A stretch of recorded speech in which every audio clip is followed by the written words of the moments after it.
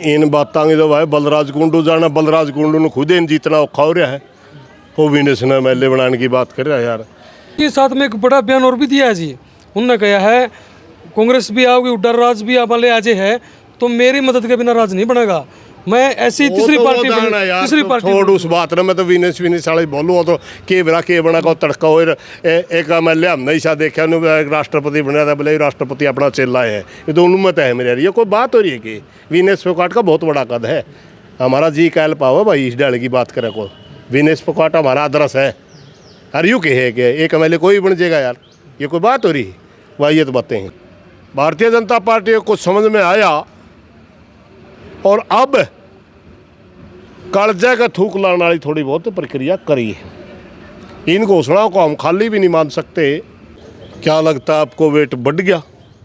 Wait बढ़ा नहीं, बढ़वाया गया। नमस्कार, मैं आपका साथी सत्येंद्र सिसार। फिलहाल आपने बताते हुए हरियाणा में जो विधानसभा चुनाव है उसकी गूंज शुरू हो गई है। और दूसरी बात करेंगे कि भाई हरियाणा के जो नए मुख्यमंत्री बने थे नायब सिंह सैनी, बहुत सारी घोषणाएं कर दी गई। कितना फर्क पड़ा है, क्योंकि बार जिक्र हुआ कि किसानों का भी कोई ना कोई काम कराया है। यानी बात करें दूसरी भाषा में, किसानों ने फायदा पहुँचाने की कोशिश करी है। और किसान अपने बेरा आंदोलन का टाइम तो लेके लोकसभा चुनाव भी जा चुका है, नाराज चल रहे थे सरकार से। हमारे साथ सुरेश कोच जी हैं, किसान नेता हैं, बातचीत आपकी करा देंगे। नमस्कार जी। नमस्कार। फिलहाल की जो हरियाणा मुख्यमंत्री हैं उनकी जो घोषणा है उस तक क्या कुछ लगा? जो किसान नाराज थे उनमें कुछ झुकाव को जुड़ाव को होगा सरकार की तरफ? देखिए, सबसे पहले मैं आपने बात बताऊंगा, आज से नाराजगी नहीं थी, नाराजगी चल रही थी लगातार। 13 महीने का किसान आंदोलन दिल्ली बॉर्डरों पर चला, उससे लेकर के आज तक हरियाणा सरकार के साथ किसानों की बातचीत ही नहीं हुई थी। नाराजगी के दो कारण थे। एक तो प्रजातंत्र प्रणाली के अंदर अगर किसी भी वर्ग का कोई मुद्दा आता है तो बातचीत से हल करना होता है। किसान बार बार प्रदर्शन कर रहे थे, धरना दे रहे थे, सरकार बातचीत नहीं कर रही थी। एक तो नाराजगी ये थी कि सरकार तानाशाही पे तुली हुई। दूसरा, लगातार लाठीचार्ज किए जा रहे थे, वो भी एक सिस्टम था। उसकी का रिजल्ट हुआ कि लोकसभा चुनाव के अंदर किसानों ने भारतीय जनता पार्टी को अपना रूप दिखाया और पूरी किसान कौम एक तरफी खिलाफ चली गई। तब भारतीय जनता पार्टी को कुछ समझ में आया और अब कालजा का थूक लाने वाली थोड़ी बहुत प्रक्रिया करी है।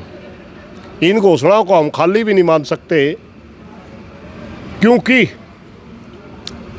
बेशक हम बहुत ज़्यादा दुखी लोग हैं, लाठियाँ लग रही, मगर जब एक स्टेट का मुख्यमंत्री ये कहता है कि मेरे प्रदेश के अंदर जितनी भी फसलें पैदा होंगी मैं सबको खरीदूंगा, एक नज़र से ये स्वागत योग्य कदम भी है। इसके दो रीजन हैं। ये इलेक्शन का समय है, हालांकि कोई फसल नहीं आती उस टाइम तक, ना खरीदारी होती, मगर हरियाणा प्रदेश एक ऐसा प्रदेश बन गया जिसके किसानों के दबाव में आकर सरकार ने घोषणा करी कि मैं सारी फसल खरीदूंगा। तो पंजाब का किसान अगर पंजाब के सरकार के ऊपर दबाव डालेगा तो पंजाब के मुख्यमंत्री को भी यही बात कहनी पड़ेगी, महाराष्ट्र वाले को भी कहनी पड़ेगी, राजस्थान वाले को भी कहनी पड़ेगी। हमारा जो बड़ा आंदोलन चल रहा है, जिसमें अब भी हम आंदोलनरत हैं, एमएसपी के ऊपर खरीद की गारंटी का कानून बने, उसके दिशा में एक कदम है ये। और इलेक्शन का दौर, मैंने पहले बताया, इलेक्शन का दौर, अगर इन्हें की सरकार आएगी तो खरीदनी पड़ेगी। अगर दूसरा ही सरकार आएगी तो हम उनका नासाम लट देगा, उस पर खरीदवा देंगे, क्योंकि पैसे न्यू कहेंगे पहले ना टोटी थी, अब तो आ रहा तो भी खरीद। तो इसलिए ये कदम सही है। बिजली के बहुत से मुद्दे थे, उनके साथ भी चर्चा हुई। प्रशासनिक बहुत से काम, जैसे पेंडिंग कनेक्शनों पे भी उन्होंने काम जल्दी दे देंगे, मगर अभी हमने 17 तारीख की एक रैली रख दी भिवानी के अंदर किसानों की। उसमें जितने भी सरकार के साथ समझौते हुए उनको लागू करवाना ही हमारा बड़ा मकसद है। चाहे बिजली के मुद्दे हैं, चाहे नकली खाद बीज के ऊपर सख्त कानून बनवाने की बात है, चाहे पानी के मुद्दे हैं सारे, उसके ऊपर हमने वो पंचायत रख दी। दूसरी एक इन्होंने 2000 रुपये प्रति एकड़, कवा तो है उसकी नाम तो उसका लिया है बोनस, मगर 2000 रुपये प्रति एकड़ ये देंगे फिलहाल। हालांकि 2000 की तो बीड़ी पीजे किसान ने, लेकिन कुछ तो दिया, पहले ये बातें नहीं करें थे। ये चीज़ें अब जनता के अंदर कितनी अपील करती हो तो हमने बेरा नहीं, मगर एक बात का संदेश जरूर इससे जाएगा कि जो सरकार किसानों से बात ही नहीं करना चाहती थी, जो सरकार किसानों से की शक्ल ही नहीं देखना चाहती थी, आज वो किसान थोड़ा सा किसाना के मरम लगाने की कोशिश कर रही है। अब उसकी कितना किसान स्वीकार करेगा, कितना की भविष्य की बात हो तो इलेक्शन में बेरा पटेगा, मगर इतना ज़रूर है किसानों का दर्द का किसान ने उसने बेरा पट गया सरकार ने, वे तेरे तो बहुत घने दुखी हैं। अगर वही चाल चलन आप रखोगे, इसमें व्यवहार में बदलाव ना करोगे तो आपने खामियाजा भुगतना पड़ेगा, ये तो सरकार को पता चल चुका है। बात करें जैसे मुआवजे की बात, आपने बेरा मनी बेरा की भी हिसार के अंदर कितना बड़ा आंदोलन हुआ था, बहुत लंबा टाइम तक जो कोर्ट के बाहर धरना बैठे रहे थे किसान, और ट्रैक्टर ट्राली लेके भी बहुत लंबा टाइम तक बैठे रहे। लेकिन वो जब भी जो मुख्यमंत्री नायब सिंह सैनी उन्होंने घोषणा कर दी 137 करोड़ जो मुआवजा था किसानों रुक रहा था। हिसार डिस्ट्रिक्ट की बात करें तो हिसार डिस्ट्रिक्ट का नाम भी उसमें शामिल है, क्यों ये जो सोमवार होगा अकाउंट में जाना शुरू हो जाएगा। और खेड़ी चौपटे भी यहाँ पे लोग धरना बैठे थे उसी चीज़ खातर। इसने किस तरह पर कर वो मेरे पास चिट्ठी भी है फिलहाल, अगर देखना चाहो। उन्होंने कहा 1 हफ्ते में हम डाल देंगे। उन्होंने 1 अगस्त को सारी की सारी रिलीज कर दिया, पैसा बांटना ही प्रशासन का काम है। देखिए, हम इस विषय में कहीं सरकार की बड़ाई नहीं कर सकते मेरे भाई, ये चीज़ लड़के ले। सरकार की बड़ाई तब होती जब किसान को उसके लिए लड़ना ना पड़ता, किसान को संघर्ष ना करना पड़ता, सरकार से मुकदमे ना झेलने पड़ते। ये मुआवजा जो आप बीमे की वो कर रहे हैं, बीमा है फसल का, एक किस्त किसान देता है, एक किस्त स्टेट गवर्नमेंट देती है, एक राष्ट्रीय गवर्नमेंट देती है। जब किसान की फसल मारी गई तो उसको किसान को धरने पे बैठने ही क्यों दिया गया, सवाल ये बनता है। बीमे का उसका हक था, मगर मैं इतना भी कठोर नहीं रहूँगा। ईब दे दिया, ईब भी ठीक है, क्योंकि ये तो 17-18 तक के रोके बैठे थे, 18-19 तक के। ये जो मुआवजे अब दिए गए हैं 18-19 का मुआवजा भी है इसमें, 21 का भी है इसमें, 22 का भी है इसमें, 23 का भी है। 4-5 साल के मुआवजे रुके बैठे थे, वो ईब के इलेक्शन के दोहराए के दिए हैं। चलो देर आए दुरुस्त आए, न्यू कह लो चाहे। बाकी इतना ज़रूर है, मैं सरकारों से प्रार्थना करना चाहूँगा कि किसान को इतना दुखी ना करो। पैसा दिया है बीमा, किसान ने भी पैसा दिया है, सरकार ने भी पैसा दिया, कंपनियों की इतनी गुलामी करने की क्या ज़रूरत है। हमारी जिस तरह की डेट होती है, डेडलाइन में इतने तारीख तक अगर आप पॉलिसी लेना चाहो तो इतना किसान से पैसा कटो, तो एक डेडलाइन सरकार वो भी तय करे कि अगर किसान की फसल मारी गई तो इतने दिन में मुआवजा मिल जाएगा। फिर ये धरने ही नहीं लगते, धरने ही लग रहे थे। तो इसलिए हमारी इस मामले में ये कहना है, भाई सरकार ने दिए ज़रूर हैं मगर बड़े से लेट हो गए, अब वो इसके सरे के हकदार नहीं है। सरे के अब जिस तरह 2000 रुपये दे नहीं, इसमें थोड़ा बहुत सरकार सरे ले सकती है, क्योंकि हमने इसमें कहा था बोनस दीजिए, क्योंकि हमारे संगठन का ही फैसला था कि धान की बिजाई को जो हमने करनी पड़ रही है, नहरी पानी नहीं आया, बारिश हुई नहीं, हमने डीजल से धान की बिजाई करनी पड़ रही है, जो बड़ा महंगा एक खर्च बढ़ रहा है फसल पे, इसलिए अब की बार बोनस चाहिए। ये हमने मांग करी थी, उन्होंने 2000 रुपये प्रति किला बोनस दिया है।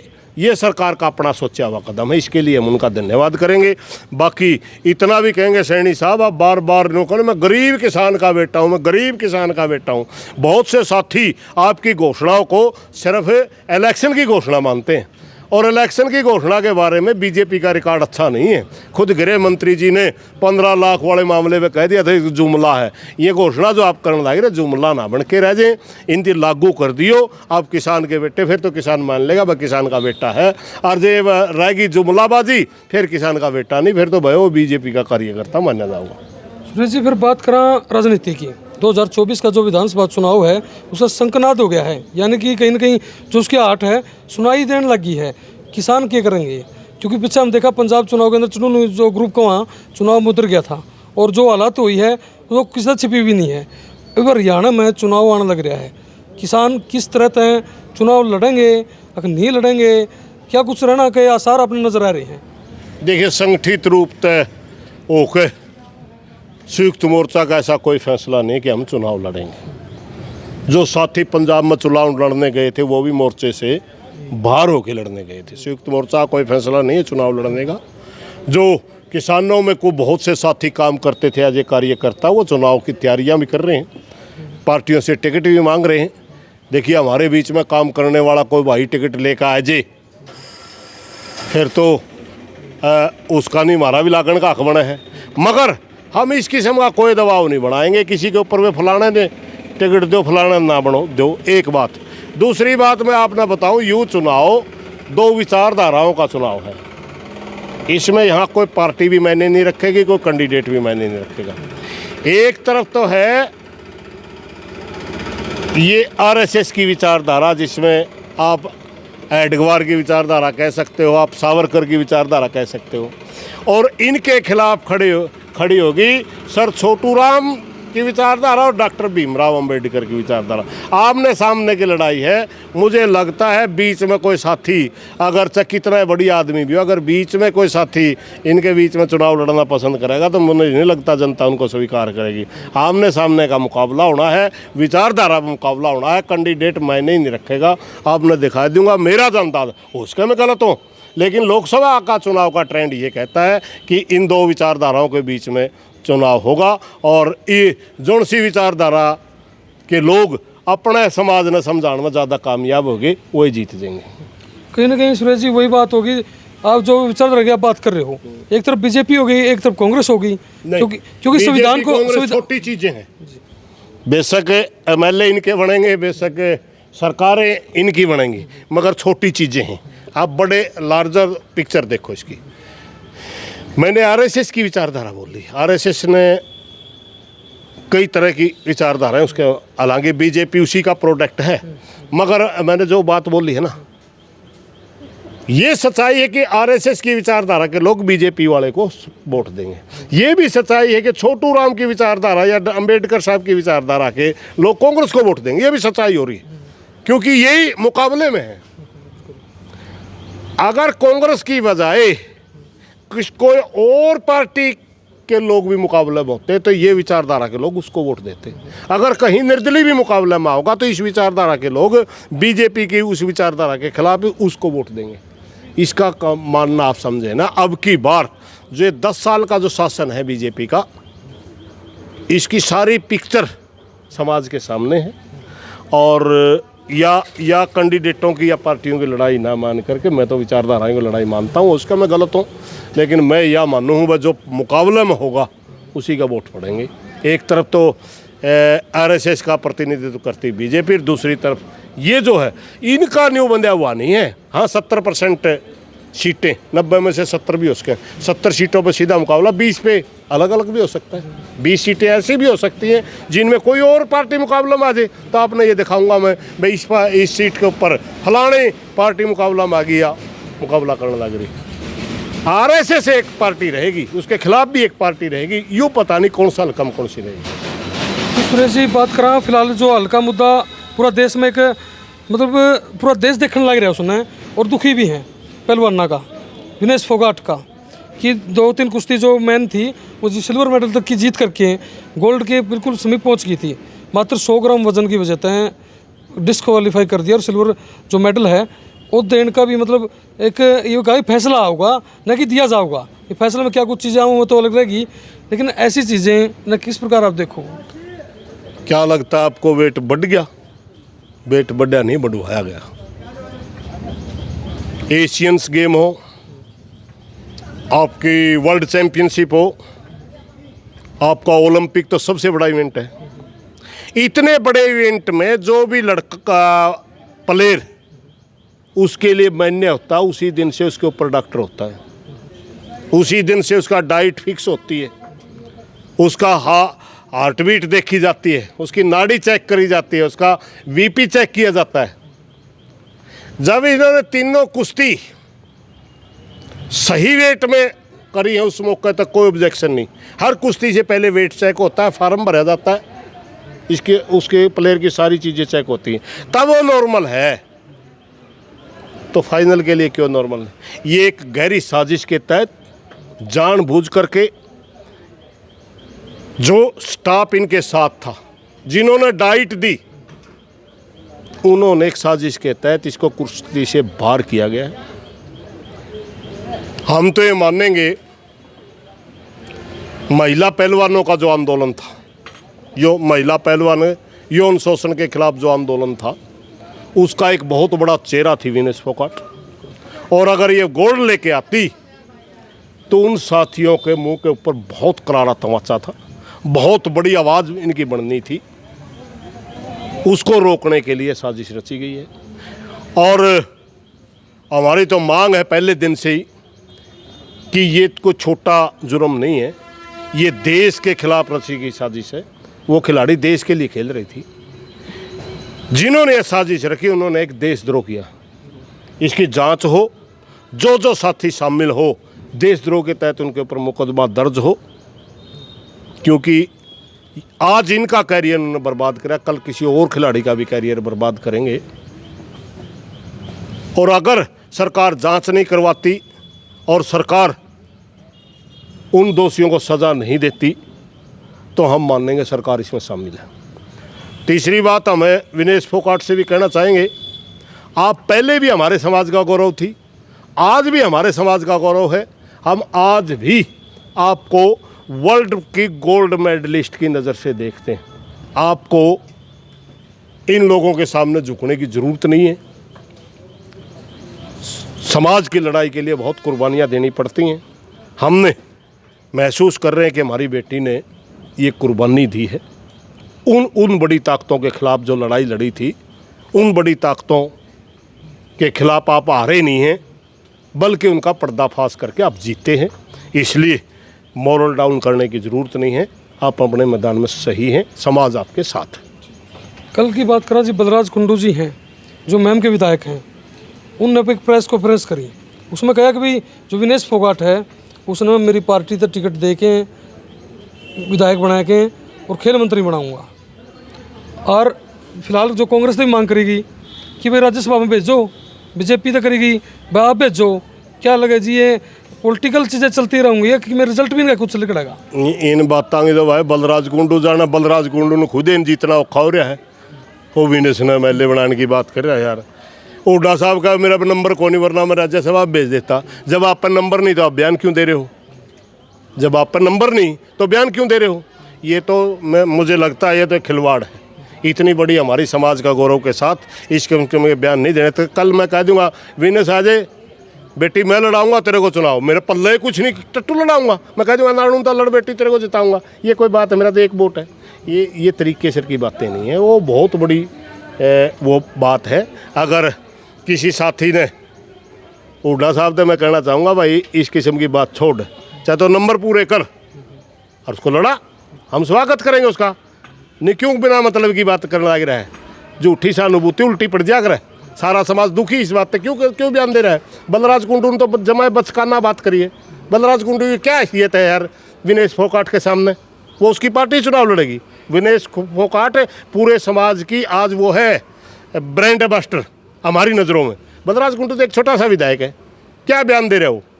मैं कह दूंगा कल मोदी मेरी पार्टी में आओ, मैं एमएलए बनाऊंगा। ये कोई तरीका है? ये बिना मतलब की बात कोई दम नहीं होता। ये किसी के साथ में एक बड़ा बयान और भी दिया है जी, उन्होंने कहा है कांग्रेस भी आओगी, हुड्डा राज भी वाले आज है तो मेरी मदद के बिना राज नहीं बनेगा।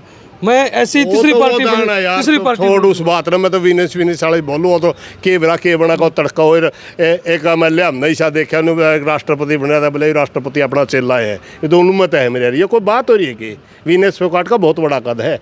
हमारा जी कहल पाओ भाई इस डाले की बात करे को। विनेश फोगाट हमारा आदर्श है। अरे यूँ कहे कि एक एमएलए कोई बन जाएगा यार, ये कोई बात हो रही है? भाई ये तो बातें हैं। जी धन्यवाद। धन्यवाद भाई फिलहाल सुरेश कोच जी किसान नेता हमारे गले मौजूद थे। क्या कुछ बातचीत हुई सारी आपके सेम ही है। और आप भी वीडियो ज़्यादा शेयर कर दो, कमेंट करके अपने जो राय है कमेंट बॉक्स में रख दियो। इसी के साथ अपने वीडियो विराम देता हूँ। जय हिंद, जय भारत।